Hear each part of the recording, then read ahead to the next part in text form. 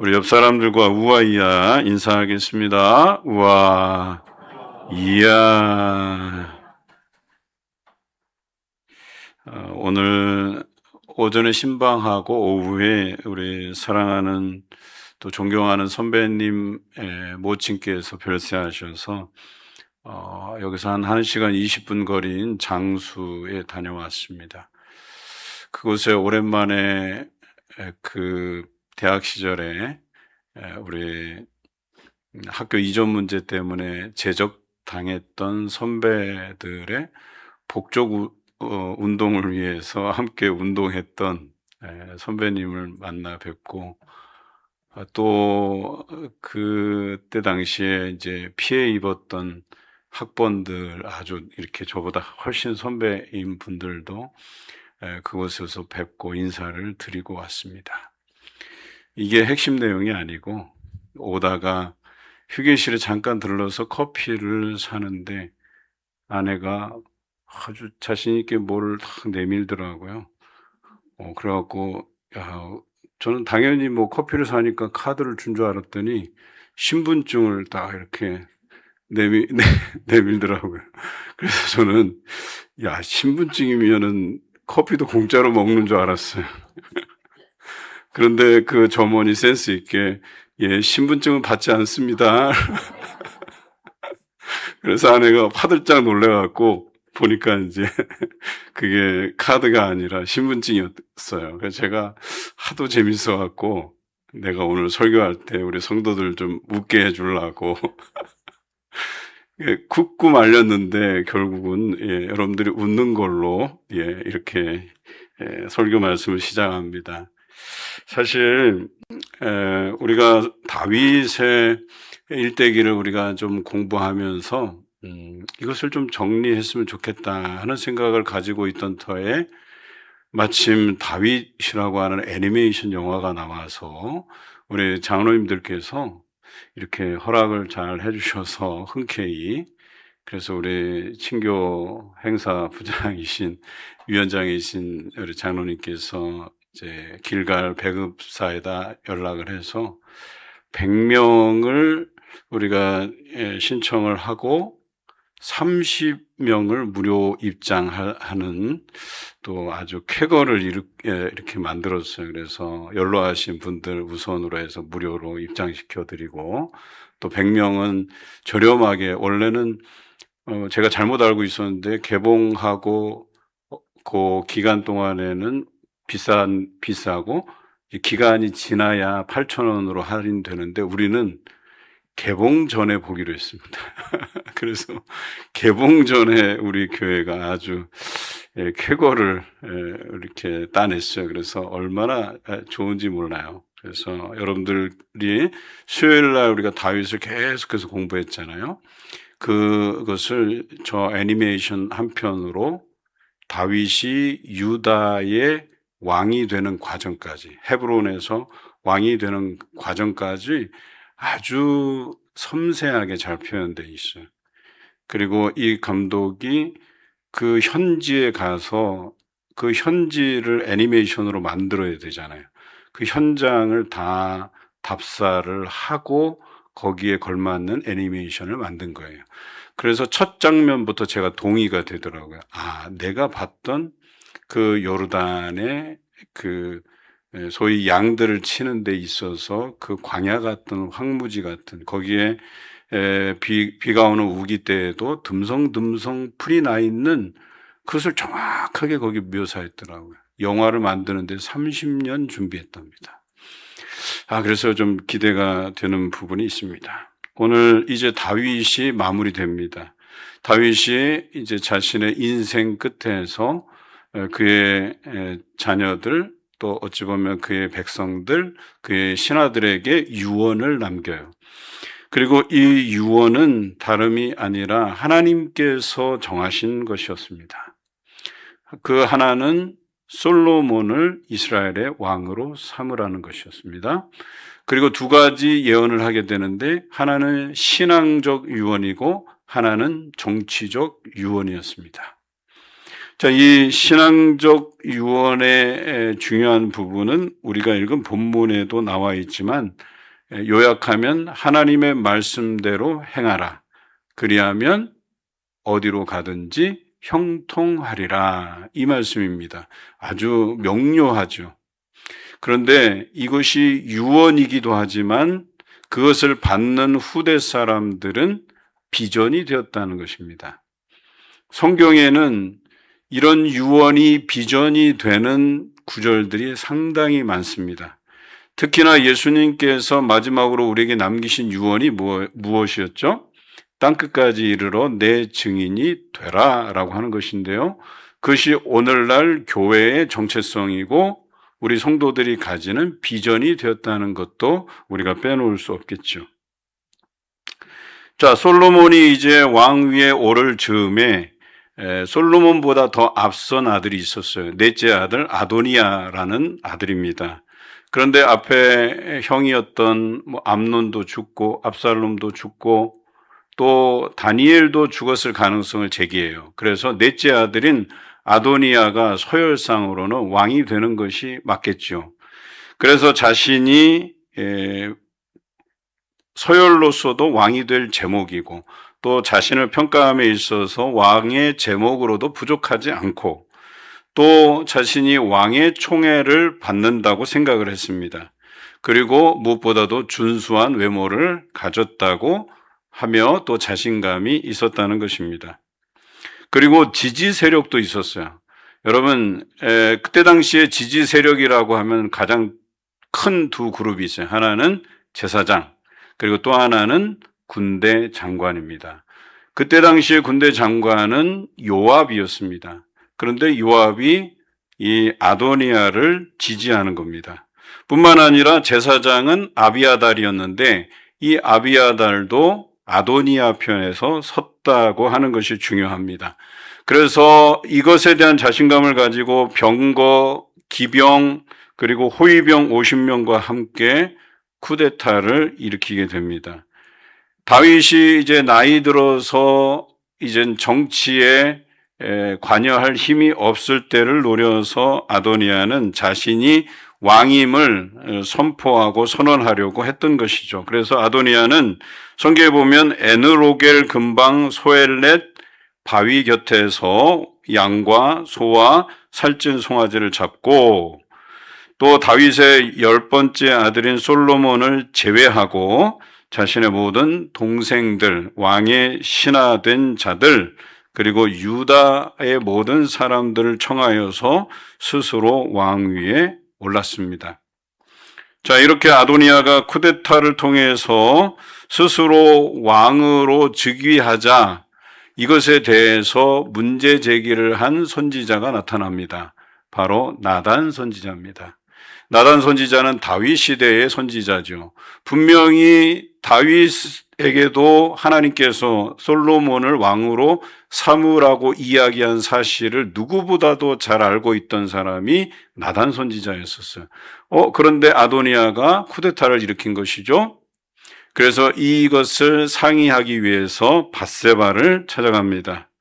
그리고 밧세바는 나단의 조언을 따라서 다윗을 찾아가게 되고 다윗에게 그 연로한 다윗에게 솔로몬을 이스라엘의 왕으로 하나님께서 정하시지 않았냐라고 하는 것을 상기시켜 줍니다.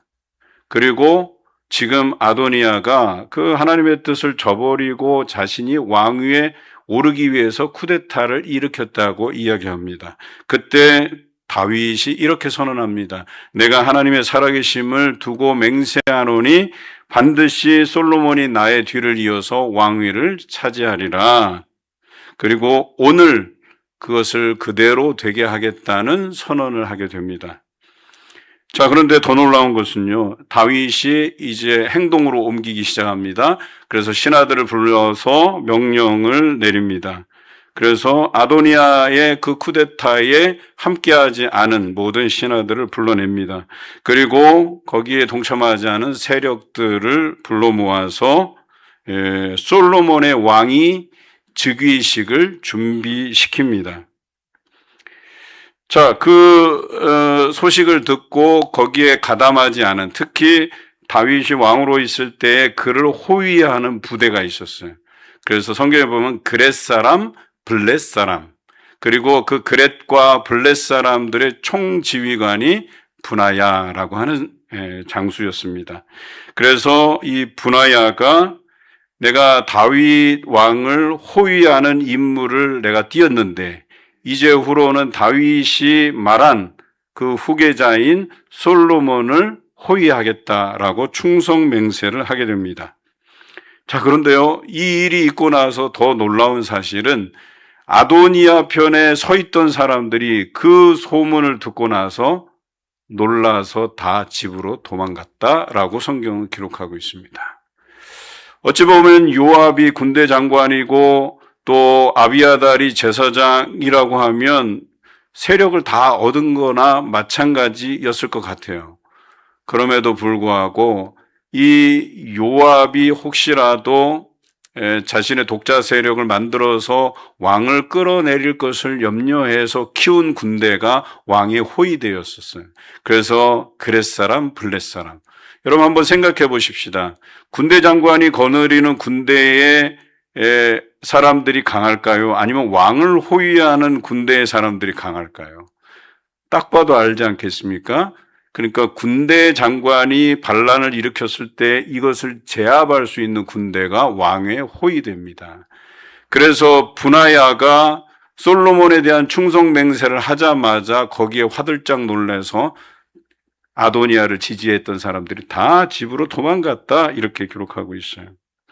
자, 이제야 현실을 파악한 아도니아는 어때요? 살기 위해서 두 가지 방법이 있어요. 도피성으로 도망가든가 아니면 제단의 뿔을 잡든가. 그래서 아도니아가 제단의 뿔을 잡고 살려달라고 애원합니다. 그래서 솔로몬은 살려줍니다. 그런데 조건이 있어요. 당시에는 도피성으로 도망가거나 아니면 제단의 뿔을 잡고 생명을 이렇게 구걸하게 되면 살려주게 돼 있었어요. 그러나 예외 조항도 있었어요. 만약에 이 사람이 다른 사람을 일부러 죽인 사람이라면 제단뿔을 잡아도 소용이 없다는 것이 그들의 법률이었다라고 하는 것이죠. 자, 그런데 이 아도니아를 살려주는 조건부로 가택연금을 하는 거예요. 그래서 너는 이 지경을 넘어설 수 없다. 그래서 여기에서만 활동이 가능하고 만약에 네가 여기를 넘어서는 순간 너는 죽은 목숨이다 라고 못 박아서 그를 살려줍니다. 자, 그런데 더 중요한 것은 이것입니다. 분하야가 솔로몬을 지지했던 이유와 또 이 쿠데타가 실패한 그 근본적인 이유는 하나님의 뜻이었다는 거예요. 하나님의 뜻이 누구에게 있었다? 솔로몬에게 있었다라고 하는 이 사실 하나로 분하야는 솔로몬을 지지했던 것이고 또 이 아도니아는 이 쿠데타가 실패할 수밖에 없었다라고 하는 이유가 됩니다. 이에 따라 다윗의 이제 허락도 솔로몬이었고 다윗의 많은 충신들도 다 솔로몬을 지지하게 되었다라고 하는 것입니다. 이제 다윗은 그의 인생 70년을 마감하면서 이 두 가지 유언, 그래서 신앙적 유언 그리고 정치적 유언을 남깁니다. 신앙적 유언은 2절과 3절인데요. 우리 같이 한번 읽어보겠습니다. 2절과 3절입니다. 시작. 내가 이제 세상 모든 사람이 가는 길로 가게 되었노니 너는 힘써 대장부가 되고 내 하나님 여호와의 명령을 지켜 그 길로 행하여 그 법률과 계명과 율례와 증거를 모세의 율법에 기록된 대로 지키라. 그리하면 내가 무엇을 하든지 어디로 가든지 형통할지라. 아멘. 이제 다윗도 다른 평범한 사람들처럼 이제 이 인생을 다하면 이제 죽음을 통해서 이제 하나님께로 가는 거예요. 그런데 마지막으로 너는 대장부가 되라. 그리고 모세를 통해서 주신 그 율법 하나님의 말씀을 다 지켜 행하라. 그리하면 어디로 가든지 다 형통할지라. 여러분, 이것은 유언인과 동시에 솔로몬이 가지는 비전이었다는 거예요. 솔로몬 통치 초반에 어땠습니까? 그가 다윗의 유언대로 어때요? 자기가 왕위에 오르면서 제일 먼저 하나님 앞에 단을 쌓고 제사를 드렸어요. 그런데 그 제사가 평범한 제사가 아니었습니다. 성경에는 일천번제로 표현되어 있지만 그 기본 산당이라고 하는 것이 굉장히 큰 제단이에요. 그래서 히브리어로 번역하면 1,000마리 이상 되는 그런 규모의 제사를 드렸다 이거예요. 한 번 또는 근데 한 번에 드리기는 어려웠을 거예요. 그래서 여러 번 나누어서 많은 그런 제물들을 하나님 앞에 드렸다 이런 뜻이에요. 그런데 이제 이것이 우리가 잘못 해석돼서 1,000번의 예배를 드리면서 한 번에 한 마리씩 드렸다 해서 1,000번제가 만들어지긴 했으나 물론 그것도 좋은 취지긴 해요. 그건 우리가 만들어서 내가 하나님 앞에 1,000번의 예배를 드리면서 1,000번의 제물을 헌금을 드리겠다 해서 1,000번제 하면 좋아요. 그러나 오늘 성경에 나온 것은 그런 큰 제사를 하나님 앞에 드렸다 이거예요. 그런데 그 대가로서 이 솔로몬에게 무엇을 줄까 했을 때에 솔로몬이 뭐라고 그랬습니까? 이 백성을 지혜롭게 판단할 수 있게 해달라고 했어요. 그래서 그에게 지혜만 준 것이 아니라 그가 그것을 어때요? 다 누리지도 못할 만한 그런 영화로운 것들, 풍성함을 솔로몬에게 다 주었다라고 하는 것이죠. 그래서 솔로몬 통치 초반 그 3년 동안의 치적을 보면요, 대단하다라고 말할 수밖에 없어요. 그리고 그 솔로몬의 지혜를 듣기 위해서 주변에 스바 여왕을 비롯해서 많은 사람들이 그 솔로몬의 지혜를 듣기 위해서 어때요? 각종 귀한 것들을, 보물들을 다 싸가지고 와서 솔로몬에게 주고 지혜를 듣고자 했다라고 성경은 기록해요. 여러분, 세계적인 투자가들이 있지 않습니까? 조지 소로스라든지, 여러 가지, 여러 분야에서 그 투자 전문가들이 있어요. 그런데 이 사람들이요, 그 자신과 점심 한 끼 하는 그것을, 그 식사권을 경매를 붙여요. 그런데 제가 정확히 기억은 안 나는데 그 사람과 한 끼 식사하는데 수억 이상을 내야 돼요. 여러분 같으면 그 투자의 규제인데 예를 들어서 한 5억짜리 점심을 같이 먹자 하면 5억을 투자할 의향이 있으세요? 그럴 돈이 없어요. 먹고 죽을 돈도 없는데. 그런데 진짜로 그것을 너무나도 소중히 여겨서 그 식사권을 사는 사람이 있어요. 왜 그러냐면 그 사람에게 그 투자에 대한 귀중한 정보들을 듣잖아요. 그러면 자기가 투자한 것보다 더 많은 것을 얻게 되기 때문에 그래요. 저는 이 솔로몬의 판단이 참 옳았다고 보는 거예요. 그래서 다윗의 유언을 듣자마자 그 신앙적 유언에 따라서 자기가 가장 가치 있는, 즉 하나님 앞에 큰 제사를 다 드렸다는 거예요. 그랬더니 어때요? 그 지혜를 주실 뿐만 아니라 그 모든 영광을 누리게 하지 않았습니까?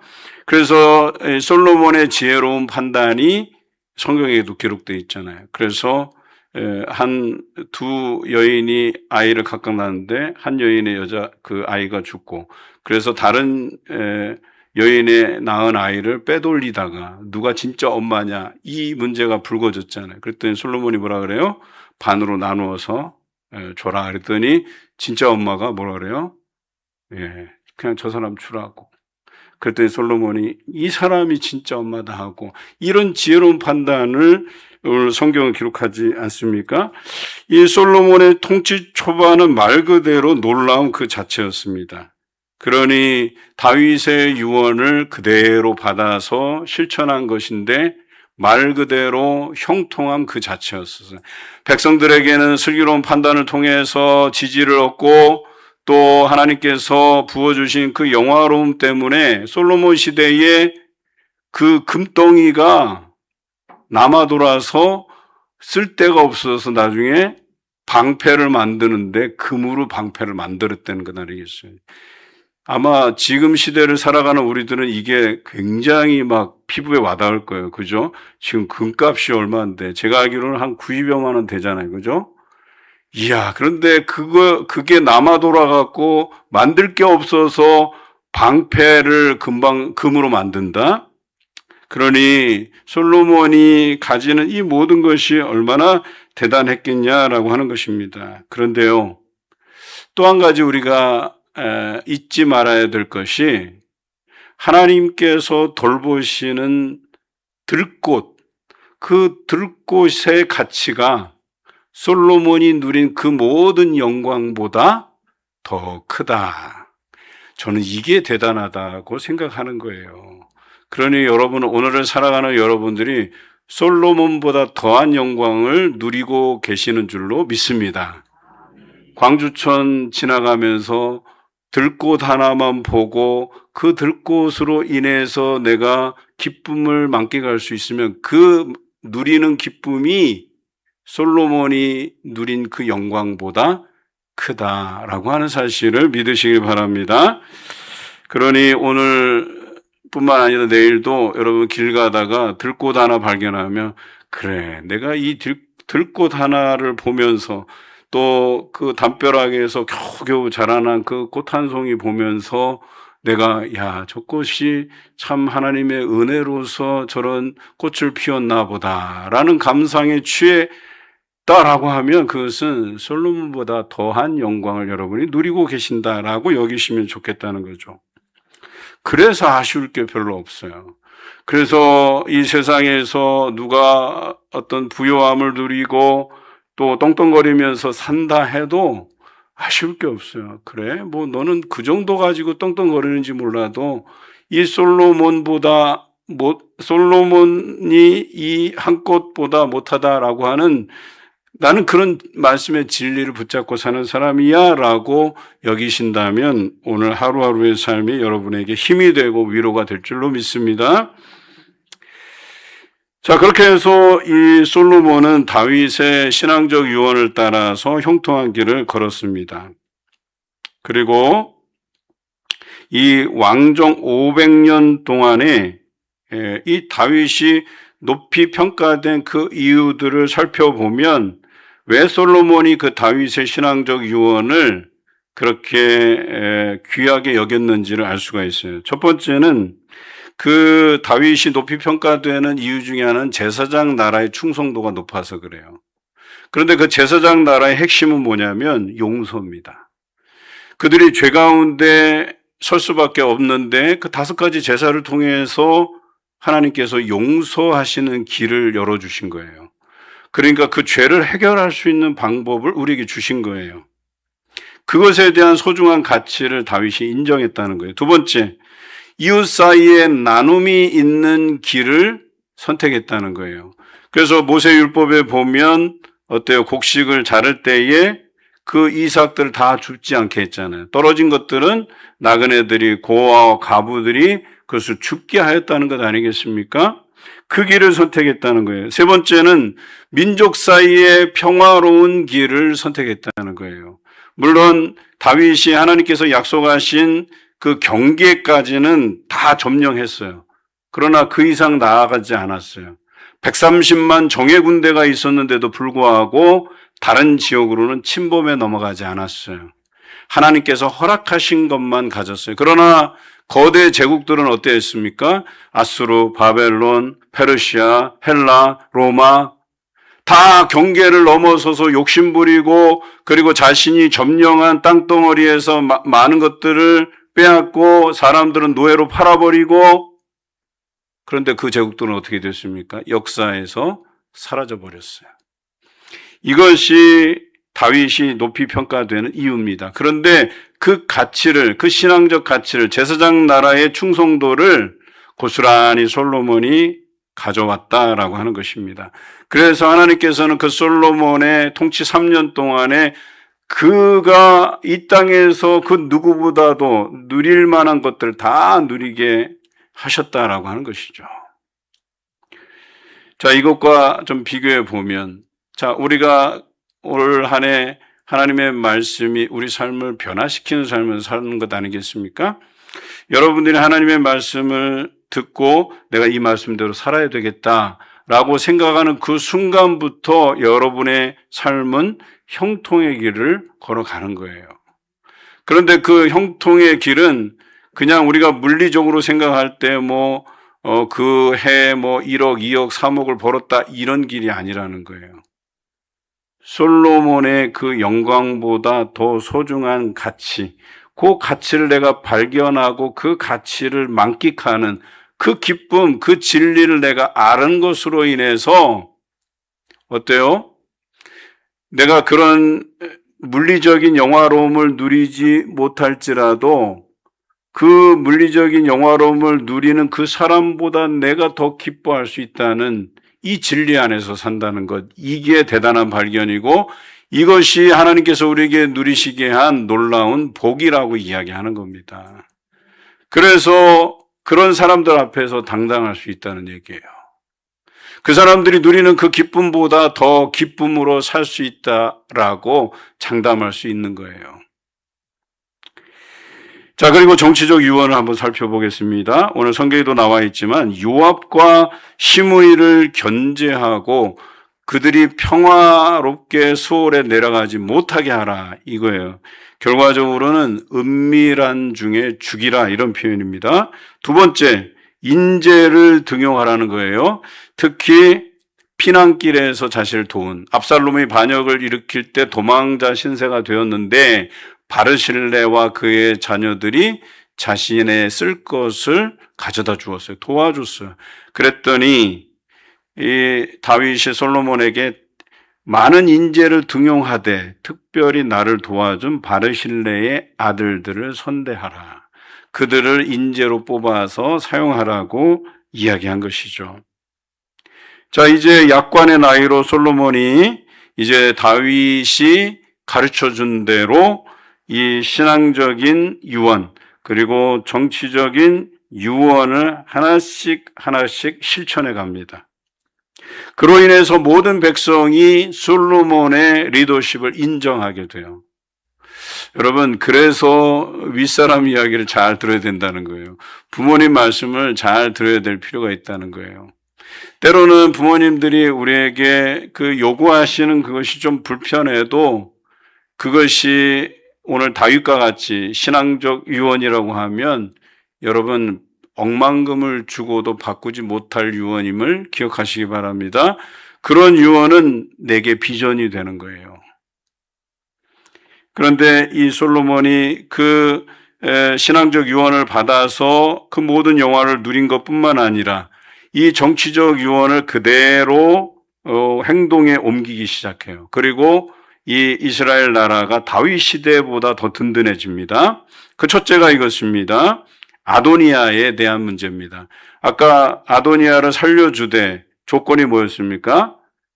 그 지경을 넘어서지 말라 그랬잖아요. 그런데 아도니아가 어때요? 그 지경을 넘어서게 돼요. 특히 그 자기가 왕이 될 뻔하다가 못 됐잖아요. 그러니까 거기에 대한 욕심들이 아직도 남아 있어요. 그런데 무리한 요구를 하게 됩니다. 그러나 이게 솔로몬에게는 안 통할까 봐 솔로몬의 엄마인 그 밧세바를 찾아가서 수넴 여인 아비삭을 요구하게 됩니다. 여러분, 아비삭이 어떤 여인인 줄 아십니까? 다윗이 연로했을 때에 그래서 그 몸의 차가운 기운을 없애주기 위해서 같이 이렇게 다윗 품에 안겨서 그 역할들을 한 어찌 보면 아내에 가까운 첩 이렇게 볼 수도 있는 그러니까 이 어찌 보면 아비삭은 다윗의 소유물처럼 여겨지는 여인이었었어요. 그러니까 아내로 봐도 무방할 정도로. 그런데 그런 아비삭을 달라고 요구한 것이죠. 자, 이 이야기는 뭐예요? 여러분, 앞에 압살롬이 반역을 일으키고 다윗의 그 아내들을 어때요? 대낮에 추행을 했단 말이에요. 그죠? 그것이 뭐예요? 이제는 내가 왕이다라고 하는 걸 온 천하에 선포하는 행위였거든요. 그러니까 아비삭을 품겠다라고 하는 얘기는 뭐예요? 결과적으로 내가 왕이다 이거예요. 여전히 내가 왕이다라고 하는 것을 드러내기 위한 마지막 시도였었어요. 그런데 이 사실을 밧세바가 솔로몬에게 알려줍니다. 솔로몬이 딱 듣자마자 이 아도니아는 이젠 죽은 목숨이다 해서 결과적으로 죽여버리죠. 자, 이렇게 해서 그의 가장 큰 정적인 아도니아가 이제 자기가 죽음을 자처했고 그 선을 넘었기 때문에 죽게 되었습니다. 자, 그 다음에는 제사장을 이제 정리해야 될 때가 왔죠. 그래서 아도니아의 쿠데타를 함께 모의한 제사장 아비아다를 어떻게 해요? 추방하게 됩니다. 그런데 하나님께서 기름 부어 세운 사람이기 때문에 죽일 수는 없고 그래서 제사장의 직분을 박탈하고 추방해 버립니다. 그리고 제사장 가문이 이다말로 이어진 엘리 가문이 그동안은 계속해서 제사장을 유지해 왔는데 이제는 그 엘리 가문이 몰락하고 엘르아사를 통해서 이어진 그래서 사독 계열의 제사장 가문이 그것을 계승하게 하였다라고 하는 것이죠. 자, 그리고 세 번째는 그 아도니아의 쿠데타를 함께 모의한 장수가 있었죠. 요압입니다. 그래서 요압을 죽여서 이제 왕정을 튼튼히 했다는 것이 고무적인데, 그러면 어떻게 죽였냐? 요압이 이제 자기가 죽은 목숨이 된 것을 알고, 지난번에 보니까 아도니아가 제단불을 잡고 살았단 말이에요. 살려줬단 말이에요. 한 번은. 그러니까 자기도 제단불을 잡으면 살려주겠거니 하고 잡았는데 죽여버렸어요. 왜요? 해당 사항이 없어. 자기가 의도적으로 사람을 죽인 일이 있어요. 누굴 죽였죠? 압살롬을 죽였잖아요. 다윗이 사랑하는 아들 압살롬을 죽인 사람이었어요. 그러니까 뭐예요? 솔로몬이 그냥 죽여버렸어요. 제단불을 잡고 살려달라 했지만 여기는 해당 사항이 없어서 죽여버립니다. 자, 그렇게 해서 결과적으로 정치적인 안정을 꾀하기 시작했다라고 하는 것이죠. 그리고 개각을 하게 됩니다. 그리고 군대 장관은 누굴 세워요? 이제 왕의 호위대장이었던 브나야를 군대 장관으로 삼습니다. 그리고 아까 말씀드렸듯이 대제사장직은 사독이 그 직을 이제 물려받게 됩니다. 그리고 마지막 남은 사람이 있죠. 바로 시므이입니다. 시므이는 어떤 사람이에요? 이 사람은 베냐민 사람이에요. 사울을 추종했던 사람이에요. 다윗이 눈에 가신 사람이에요. 날마다 어떻게 하면 다윗을 음해할까를 생각했던 사람이에요. 그래서 다윗이 이 사람도 편히 수월에 내려가지 못하게 하라고 얘기합니다. 그리고 시므이에게 이 솔로몬이 주거 제안을 해요. 그래서 여기에서 넘어가지 말라고 해요. 그래서 결과적으로 이 시므이는 틈만 나면 사람들의 눈을 피해서 어떻게 하든 반역을 꾀할 만한 사람이었었어요. 그런데 자기 꾀에 넘어간 거죠. 그래서 이 감시가 소홀해졌다고 생각하는 틈을 타서 뭔가 반역을 위해서 그 주거 지역을 벗어나게 돼요. 그리고 어때요? 솔로몬은 요때다 하고 잡아서 시므이를 죽여버립니다. 자, 이렇게 해서 정치적인 유언을 받아서 이스라엘의 안정을 꾀하게 되었다는 것이 바로 솔로몬 통치 3년의 이야기였다라고 말씀을 드립니다. 그런데 정치적인 유언도 그 나라를 강건하게 만드는 그 이유였겠지만 더 중요한 것은 이 다윗의 신앙적 유언을 자신의 비전으로 받은 그것 때문에 어때요? 하나님께서 그 솔로몬의 통치 3년 동안을 복되게 하셨다라고 하는 것입니다. 그래서 이런 표현이 있잖아요. 하박국 선지자를 통해서 주신 노래가 있잖아요. 그래서 이 수년 내에 그 부흥을 맛보게 하시리라고 하는 그 수년 내라고 하는 게 끼케야 3년 이런 것 아니겠어요?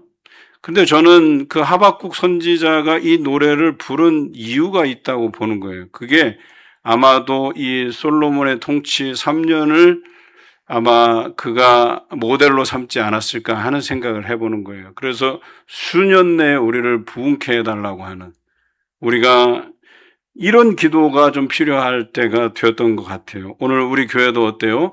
이 기도가 이제 필요한 시점이 되었다는 겁니다. 그런데 우리의 모델은 뭐예요? 이 솔로몬 통치 3년의 기간이라고 보는 거예요. 그래서 신앙적 유언을 받아서 그 말씀대로 행했더니만 하나님께서 그 통치 3년을 어때요? 나라를 강건하게 세워주실 뿐만 아니라 솔로몬이 누릴 만한 모든 영화로움을 다 누리게 했다는 거예요. 어려운 문제가 있을 때 그것을 지혜로 판단할 수 있도록 하셨다는 겁니다.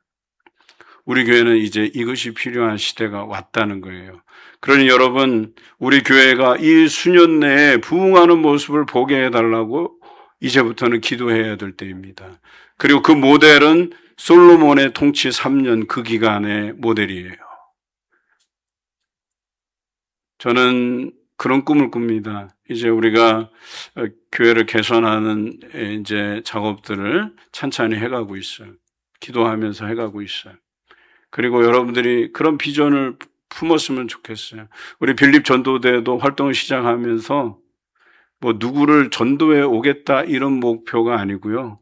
우리 교회가 여전히 살아있다. 여기 알박기 하고 예배 안 드리고 그런 게 아니라 우리 교회가 여전히 이 지역에서 복음을 전파하고 있고 예배 드리고 있고 기도하고 있고 이것을 알리기 위함이라고 제가 강조를 했어요. 그래서 우리 전도대 애들이 매일 그 수요일마다 오전에 하고 또 오후에 하고 심지어는 우리 이쪽에 일하시는 그 현산의 관리소장님이 우리 관리부장이죠. 이제 이름 명칭을 우리가 이제 바꾸기로 했는데 관리부장이신 우리의 명칭으로는 관리집사님 통해서 감사하다고 정식으로 인사를 좀 드리고 싶다고 저희에게 알려봤어요. 그거 별거 아니잖아요. 이제 우리가 몇 주 한 거예요? 2주 했어요? 2주 했어요, 2주. 2번 한 거예요, 2번. 그래서 사탕 나눠주고, 모가차 나눠주고, 커피 나눠주고, 그거 별거 아닌 것 같다고 생각했는데, 벌써 거기서 감사 인사를 하겠다고 그렇게 연락이 왔어요. 저는요, 그게 별것 아닌 것 같아도 각 지역, 이 거점, 아이파크, 또 골드클래스, 그 다음에 우리 금호장례시장 앞쪽에 그 다니는 시민들, 또 특별히 우리 동구 주민들 그렇게 만나면서 우리 교회가 여전히 살아있다, 생명력 있게 움직이고 있다라고 하는 것만 알릴 수 있다면 저는 우리 교회가 수년 내에 부흥될 줄로 믿습니다. 그리고 여러분들이 그런 것에 기도를 모아주시고 또 합력해 주신다고 한다면 솔로몬의 통치 3년, 우리 교회의 이 제가별과 함께 시작한 이 3년 내에 우리 교회가 부흥될 줄로 믿습니다. 그러한 믿음으로 기도해 가시기를 주님의 이름으로 기원합니다.